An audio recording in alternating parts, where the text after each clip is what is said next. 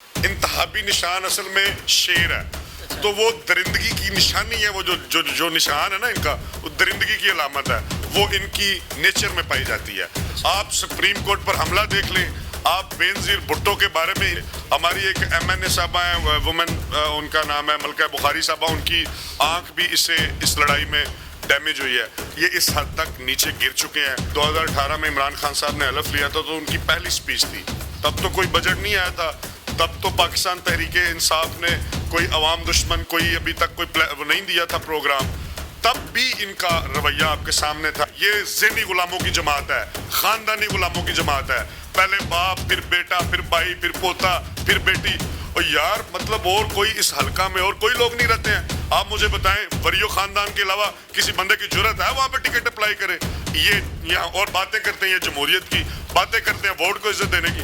ہماری جماعت بیسیکلی جمہوری جماعت ہے، اس میں سعید بلی صاحب کا بھی رائٹ ہے وہ ٹکٹ اپلائی کریں، میرے دوست نژاد سلیم باجوہ صاحب وہ پہلے بھی ٹکٹ کے اپلیکینٹ تھے، کیسر بریار صاحب کو پارٹی نے بہتر سمجھا۔ مزدور کی تنخواہ کم از کم 20,000، یہ ایک بہت بڑا کام ہے، پینشنز میں اضافہ، تنخواہوں میں اضافہ، اور چھوٹے طبقے کو ٹیکسز سے بچایا گیا ہے، ٹیکسز ریڈیوس کیے گئے ہیں، کوئی نیا ٹیکس نہیں لگایا گیا۔ عطا طارڑ صاحب وہاں بیٹھ کے بڑے چیلنج کرتے ہیں، آئیں ہم انشاءاللہ اس کو میدان میں بتائیں گے، اس کی اوقات بتائیں گے۔ یہ بھی بیسیکلی ذہنی غلام ہے، خاندانی غلام ہے، اس کا ابا بھی ان کا غلام تھا، یہ بھی ان کا غلام، یہ دادے سے چلے آ رہے ہیں، یہ نسل در نسل غلامی کر رہے ہیں، اس لیے ان کو آل شریف کے علاوہ کچھ نہیں دکھتا۔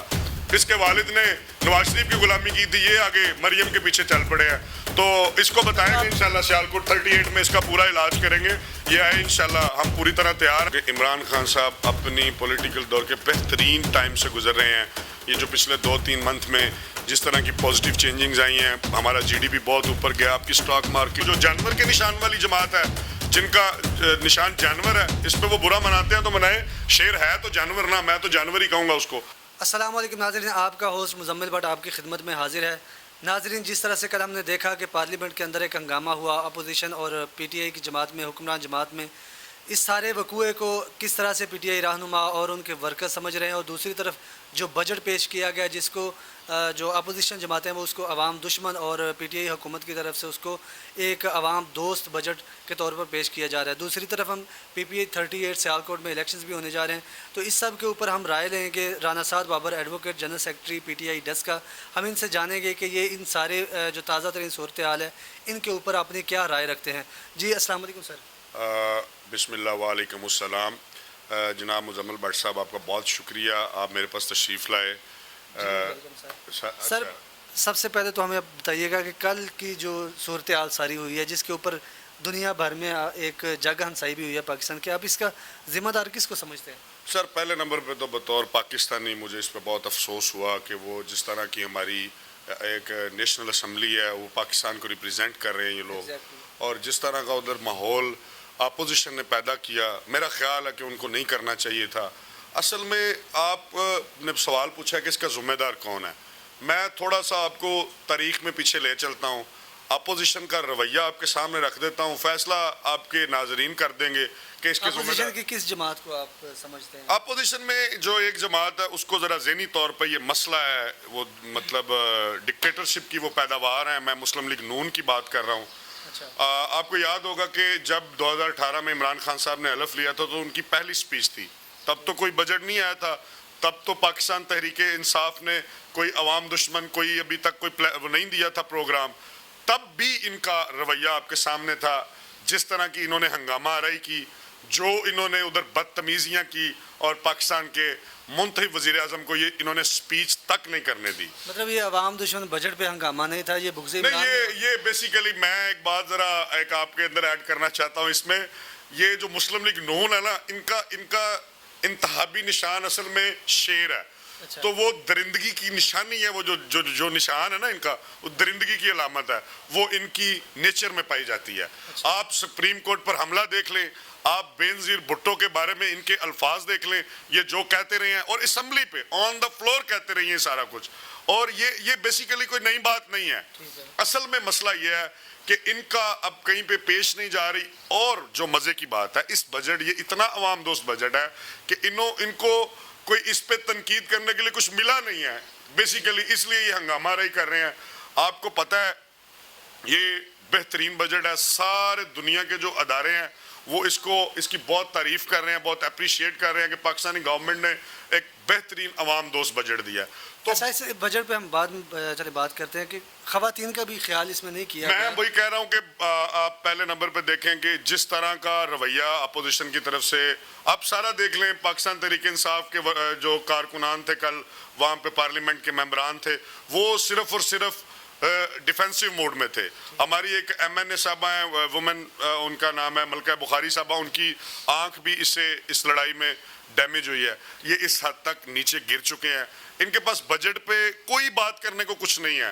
یہ صرف اس لیے رولا ڈال رہے ہیں, صرف اور صرف کھپ ڈال رہے ہیں کہ یہ پاکستان تحریک انصاف کی گورنمنٹ کو کام نہیں کرنے دیں گے. وہ کہتے ہیں غلط فگرز یہ شو کر رہے ہیں, معیشت کے بھی اور دیگر بھی جتنے بھی ایشوز ہیں. بھائی غلط فگرز کی بات ہے کہ آپ ان کی ساری تقریریں اٹھا کے دیکھ لیں, شہباز شریف کی تقریر سے لے کے اپوزیشن کی ساری, یہ اپنی صفائیاں دیتے رہے ہیں. بجٹ پہ مجھے ایک بندہ بتا دے ان کا اپوزیشن میں سے جس نے تقریر کی ہو یا کوئی پوزیٹیو قسم کی کوئی سجیشن ہی دی ہو. ہمارے جو وزیر خزانہ شوکت ترین صاحب ہیں, میں کل ایک پروگرام میں دیکھ رہا تھا, ٹی وی پروگرام میں, وہ آن ایئر آ کے کہہ کے گئے ہیں کہ بھائی میرے ساتھ بیٹھ کے اوپن میرا چیلنج ہے, مسلم لیگ نون, پیپلز پارٹی, اپوزیشن کی کسی جماعت کا کوئی بندہ میرے ساتھ بیٹھ کے آ کے سامنے بات کر لے, نمبرز پہ بات کرے, رولا نہیں ڈالے, میں ان کو اس کا جواب دوں گا. سر بہترین بجٹ ہے, آپ دیکھیں اس میں سب سے زیادہ جو خیال رکھا گیا ہے وہ نچلے طبقے کا رکھا گیا ہے, جس کی پہلے دن سے ہمارے پرائم منسٹر صاحب بات کرتے ہیں. مزدور کی تنخواہ کم از کم 20,000 ہوگی. کسان آپ کے سامنے ہے, ہسٹری میں, پاکستان کی ہسٹری میں کسان اتنا خوشحال کبھی نہیں ہوا جتنا ان 3 سالوں میں ہوا ہے. آپ کسی بھی جا کے, ہم ایک زرعی علاقے میں رہتے ہیں, کسی کسان سے آپ ویسے انڈیویجولی ملاقات کر کے دیکھ لیں, آپ کس کسانوں کے انٹرویوز کیجئے, آپ ان پہ بات کریں کہ آپ کو پتہ چلے گا کہ پاکستان تحریک انصاف کی گورنمنٹ نے, ہمارا بیسیکلی زرعی ملک ہے, ہم نے کسانوں کا بہت زیادہ خیال رکھنا ہے. ہمارے پاس جو سب سے زیادہ ایکسپورٹ کرنے والی چیز ہے وہ زرعی اجناس ہیں. تو ماشاءاللہ اللہ کا شکر ہے ہماری گورنمنٹ میں کسان بہت خوشحال ہے. اور مزدور کی تنخواہ کم از کم 20,000, یہ ایک بہت بڑا کام ہے. پینشنز میں اضافہ, تنخواہوں میں اضافہ, اور چھوٹے طبقے کو ٹیکسز سے بچایا گیا ہے, ٹیکسز ریڈیوس کیے گئے ہیں, کوئی نیا ٹیکس نہیں لگایا گیا.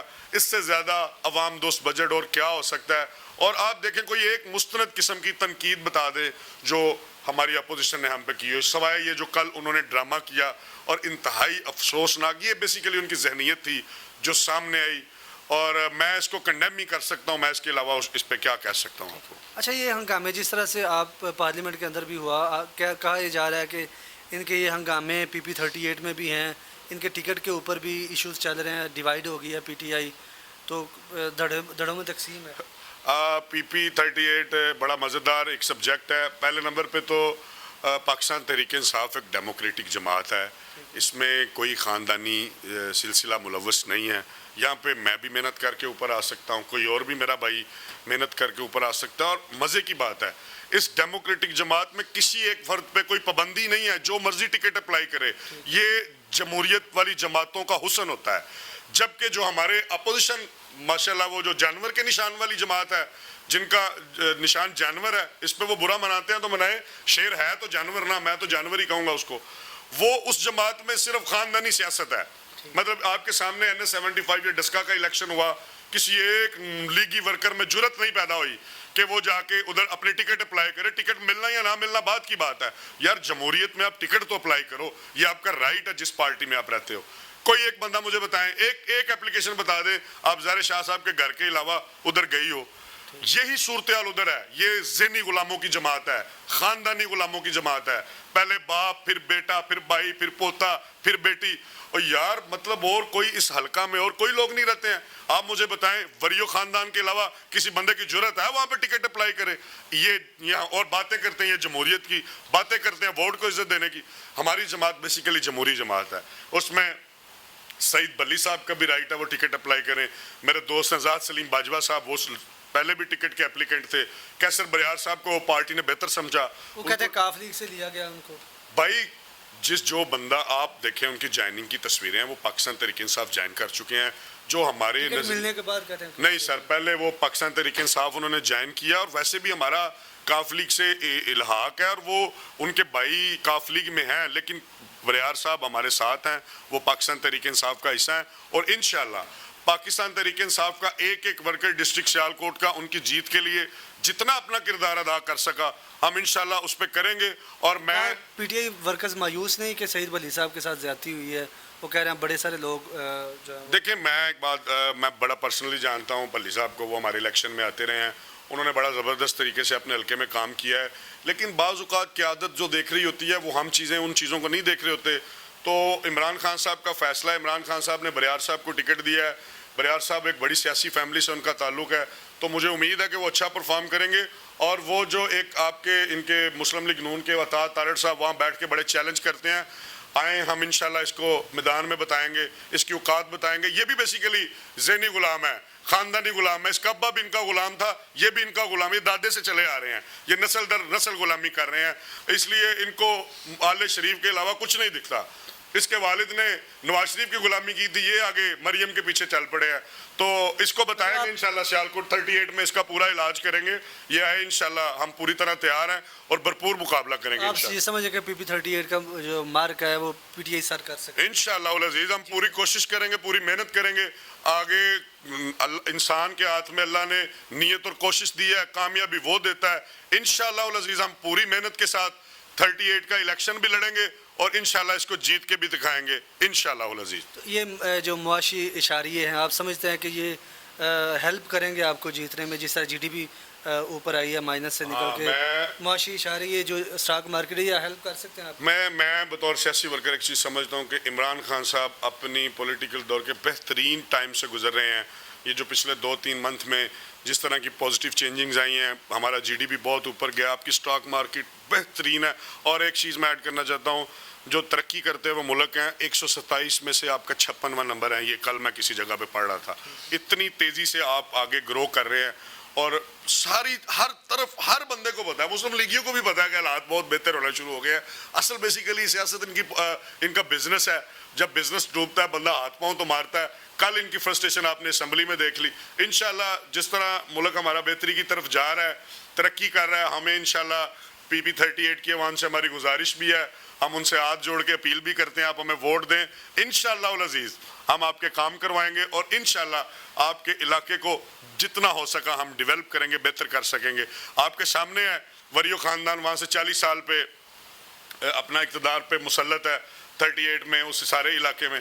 आप मेरे साथ चलें, हम दोनों भाई किसी दिन प्रोग्राम बना के मैं आपको वहाँ की टूटी गलियाँ, टूटी सड़कें, टूटी नालियाँ दिखाता हूँ। मैंने काफ़ी वहाँ पे आना जाना है, तो हम इंशाल्लाह ये महरूमियाँ जो कई सालों से, कई दिहाइयों से चलती आ रही हैं, वो कैसर बरियार साहब इंशाल्लाह एमपी बन के वो महरूमियाँ दूर करेंगे इंशाल्लाह उल अज़ीज़। जी बहुत शुक्रिया। वो जो बजट को, मुआशी इशारियों को, उनके ऊपर वो बहुत खुश हैं और वो मोहर सबत कर रहे हैं कि वो बिल्कुल हक और सच है। और दूसरी तरफ वो पीटीआई की जीत की प्रेडिक्शन कर रहे हैं पीपी 38 में।